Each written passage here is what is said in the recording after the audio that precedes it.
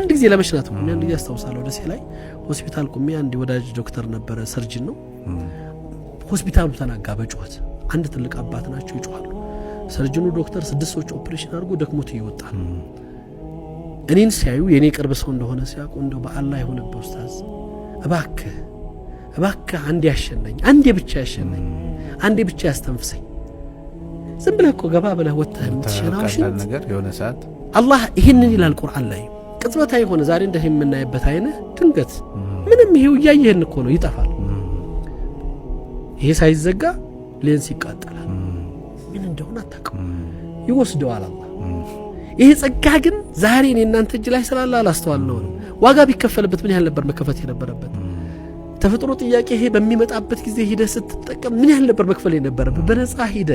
ያለ አንድ ነገር ቦተህ ገብተህ ስትመጣ በእኔና በአንተ ጉልበት ይመስላል ጉዳዩ ከዛ በላይ ነው እቺ ግን ከኔና ካንተ ስታልፍ ስታመልጥና ስትሄድ ግን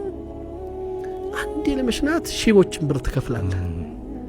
አስበው እኮ አታውቅም አመስግነህም አታውቅም አንድ ቀን በተፈጥሮ በቃ የራስህ መብት የራስህ ሐቅ እንደፈለክ በፈለክ ጊዜ የምታረገው ይመስላል